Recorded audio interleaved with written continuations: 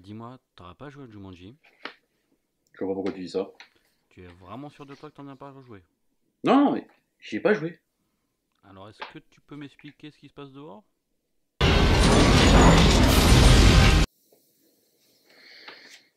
Bon, ok. Et sinon t'aimerais pas pouvoir finir le jeu histoire d'arrêter de foutre la merde là comme Ok, ça? ok. Vas-y, je lance les Voilà. dés. Finis la partie. Voilà, j'ai gagné. Tu vas jouer au con encore pendant longtemps, est-ce que tu peux dire le mot pour finir cette partie? Jumanji Next Level.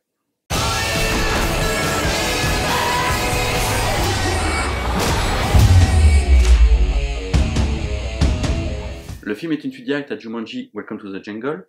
On retrouve donc le personnage de Spencer qui n'est pas forcément super-héros dans sa vie, sa nana n'est pas là, il doit partager sa chambre avec son grand-père, enfin, c'est pas top pour lui. Il répare donc, il essaie de bidouiller un petit peu la console de jeu où contient un cartouche donc Jumanji, la répare et décide d'y retourner pour retrouver un petit peu le plaisir d'être un homme fort. Voilà, il n'y a pas grand chose à dire sur ses motivations, c'est un petit peu bizarre justement là-dessus, on y reviendra plus tard. Ses amis passent le lendemain, ne le trouvent pas, décident de retourner eux aussi du coup dans le jeu pour le ramener. Malheureusement en y retournant, ils ont envoyé avec eux le grand-père donc de Spencer et son meilleur ami qui, je me rappelle plus du tout comment il s'appelle, il est joué par, après vérification il s'appelle donc Milo, joué par Danny Glover. À savoir que le grand-père de Spencer est joué par Danny DeVito. Donc voilà pour le petit Hypnosis. J'aimerais quand même revenir sur un petit détail, c'est que les gens pensent que c'est le troisième volet, alors que c'est le quatrième volet.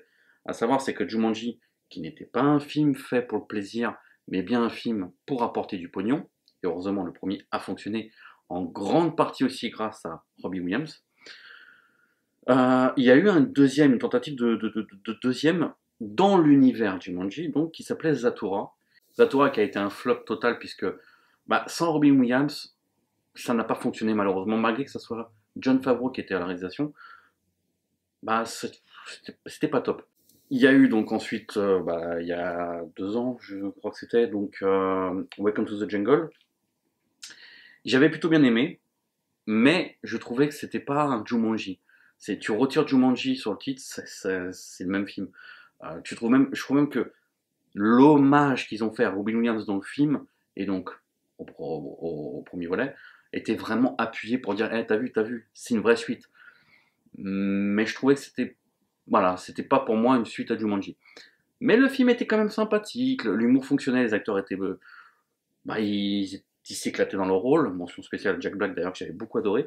Et donc voilà, le deuxième volet, on va attaquer tout de suite dans le vif du sujet. Si tu as vu le premier, tu as vu le deuxième. Il n'y a rien à dire de plus. La nouvelle blague maintenant étant que, ayant les deux grands-pères dans le jeu vidéo, donc qui reprennent les rôles, donc Danny DeVito reprend le rôle de The Rock, et Danny Glover reprend le rôle qui est joué par Kevin Hart. Donc voilà, les personnages se sont mélangés différemment. La blague, pendant tout le film, tient là-dessus, sur le fait qu'ils ne jouent pas le même personnage, et le coup du petit vieux, hein, qu'est-ce que tu dis? Voilà, c'est tout, c'est l'humour de A à Z du film. T'en as quelques fois que ça fonctionne, mais c'est quand même assez rare. Plus le fait, comme je te dis, c'est que le film, tu as vu le premier. Si tu as vu le premier, Welcome to the Jungle, tu l'as vu aussi celui-là. C'est le même film, la même façon de ressortir du jeu. Ils ont collé un méchant joué par l'acteur qui jouait donc dans Game of Thrones, qui joue quasiment le même rôle. Ça m'emmerde un peu pour lui. Mais sinon, ça fonctionne pas des masses. Voilà, les scènes d'action sont géniaux, il n'y a pas de problème là-dessus. T'en prends plein la gueule. Ça reste divertissant. Mais l'humour, pour moi, ne fonctionne pas. Pas énormément, en tout cas. Et comme j'ai vu Welcome to the Jungle, je me suis emmerdé dans le film puisque c'est vraiment le même film. Pour te dire, tu as même le personnage de Jefferson qui revient, donc c'est vraiment. T'as aimé celui-là, t'es sûr? Eh ben on te remet la même chose. Là où la petite différence elle est, c'est que ça fait encore moins de Jumanji. C'est déjà l'autre, je trouvais que n'avait quasiment aucun rapport avec Jumanji, que même si c'était appuyé, une petite référence, mais appuyé avec le point pour te dire, t'as vu, hey, c'est une vraie suite. Là, ça fonctionne encore moins, je trouve, vraiment là-dessus. Malgré que ils ont fait un clin d'œil à la fin qui est surappuyé. Si tu veux pas être spoilé vite fait, d'accord, tu passes à ce timecode, c'est que quelques secondes.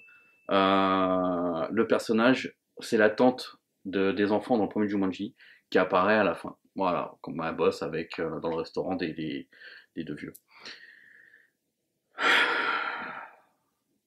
On en est réduit à là. Bon, après, les personnages de The Rock et Kevin Hart s'éclatent totalement dans le personnage. The Rock, encore plus, vraiment, tu sens que ça l'éclate de jouer le petit vieux, machin, tout ça. Jack Black, ça lui permet aussi de jouer un autre personnage différent, parce qu'il n'est plus possédé par Bethany, je crois qu'elle s'appelait. D'ailleurs, Bethany, donc, joue un autre avatar, qui est donc un cheval. Alors, outre le côté LOL, t'as vu, c'est drôle, depuis quand dans un jeu vidéo, tu peux contrôler un cheval? Enfin, ça aussi, le côté jeu vidéo est très très mal exploité dans le film. D'ailleurs, j'étais un petit peu déçu parce que du fait qu'au début du film, quand on te montre que la console est un petit peu rafistolée, elle marche pas très bien, tout ça, je m'attendais à ce qu'il y ait des bugs dans le film, des glitches, qui auraient pu donc ou bloquer certaines quêtes ou les faire avancer plus facilement. Enfin, ça aurait pu être drôle, un petit peu comme le personnage de Penelope dans Les Mondes de Ralph. Mais non, pas du tout. C'est absolument pas exploité. Ça n'a servi à rien, vraiment pour le coup. Et je trouve ça un petit peu dommage que pour moi ça a été une occasion ratée. Idem, à un moment donné dans le film, tu as une sorte de fontaine où quand tu rentres dedans, bah, ça te permet de re-switcher de personnage. Donc chacun récupère l'avatar qu'ils avaient donc, dans le premier. Et pareil, pourquoi ça n'apporte rien. Tu switches deux fois comme ça de personnages et ça n'apporte rien, ça ne change pas. Ça sert à rien, cette scène ne sert vraiment à rien. Ça n'apporte rien au film, rien au scénario, même pas de nouvelles blagues, rien du tout. Si, juste une chose, c'est le cheval quand il sort de l'eau, qui avec un petit côté ralenti, qui balance ses cheveux comme ça m'a fait rire. Le problème qu'il y a, c'est qu'à ce moment-là, ce n'est plus Bethany dans le cheval. Donc, pourquoi pourquoi cette scène si c'est plus elle dedans? Bref, le film pour moi est vraiment décevant. Voilà. Ce qui ne me rassure pas parce qu'ils font une fin très ouverte et très appuyée pour un nouvel opus. Et si vous partez encore comme ça sert à rien les mecs. Innovez un petit peu, d'accord? Et rapprochez-vous un petit peu plus de Jumanji, ça serait bien pour un film qui s'appelle Jumanji. Voilà, il n'y a pas grand chose à dire de plus. Si t'as aimé le Jumanji Welcome to the Jungle, tu risques d'être déçu par celui-là parce que c'est exactement le même film. Après, si tu as envie de voir un film sans prise de tête, t'amuser, que t'en as rien à foutre de revoir à peu près le même film, bah va le voir, ça reste sympathique, mais je vois pas l'intérêt. Sur ce, je te laisse, n'hésite pas à t'abonner si c'est pas déjà fait, à liker la vidéo et à laisser un commentaire pour me dire ce que tu as pensé de cette vidéo, si tu as aimé le film, si tu l'as déjà vu, ou qu'est-ce que tu en entends, ou si je t'ai donné envie ou pas envie de voir le film. Voilà, sur ce, je te dis à bientôt mon bichon, ciao.